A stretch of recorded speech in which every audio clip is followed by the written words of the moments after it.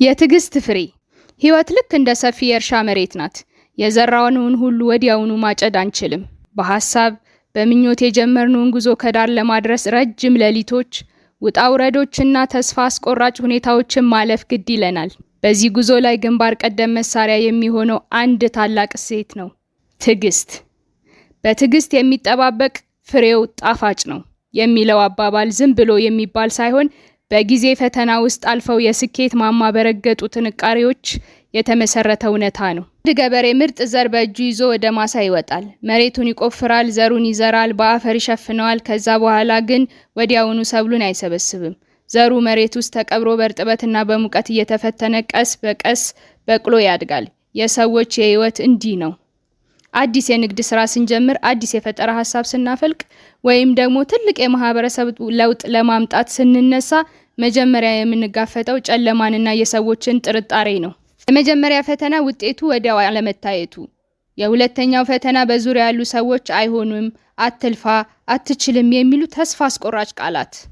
በዚህ ወቅት አብዛኛው ሰው ጉዞውን ያቋርጣል። ትዕግስት የሌለው ሰው የዘራውን ዘር በየቀኑ አይንከባከብም፣ ፍሬውን ለማየት አይታትርም። ነገር ግን አሻግሮ የሚያየው አርቆ አሳቢ ሰው የዛሬውን ፈተና በትዕግስት ይቋቋማል። ትዕግስት ማለት ዝም ብሎ እጅን አጣጥፎ መቀመጥና ተአምር መጠበቅ አይደለም። ትዕግስት ማለት በፈተና ውስጥ ሆኖ ሳይሰለቹና ተስፋ ሳይቆርጡ መስራት ማለት ነው።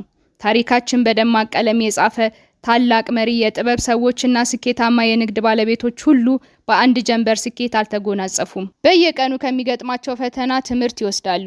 ሌሊቱ ምንም ያህል ቢረዝም ንጋት መምጣቱ እንደማይቀር በልባቸው ያምናሉ።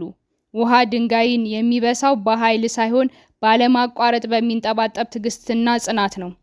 አንዲት እናትም 9 ወር ሙሉ አምጣ ታማና ተጨንቃ የምትጠብቀው ያንን አዲስ ህይወት በእቅፏ የምታስገባበት ቀን ጣፋጭ እንደሆነ ስለምታውቅ ነው። በህይወት የምትፈልገው ትልቅ ነገር ሁሉ ጊዜ ይፈልጋል። ዛሬ የምትለፋው ልፋት፣ የምታየው መከራ፣ የምትከፍለው መስዋዕትነት፣ ሁሉ ነገር ታላቅ ድል የሚሆን አበረታች ነው። ስለዚህ አትቸኩል፣ ተስፋ አትቁረጥ፣ ጉዞህን ቀጥል። ምክንያቱም የትዕግስት ፍሬው ሁልጊዜም ቢሆን ጣፋጭ ነው። ቻናላችንን ሰብስክራይብ በማድረግ ቤተሰብ ይሁኑ። መልካም ቀን ተመኘን።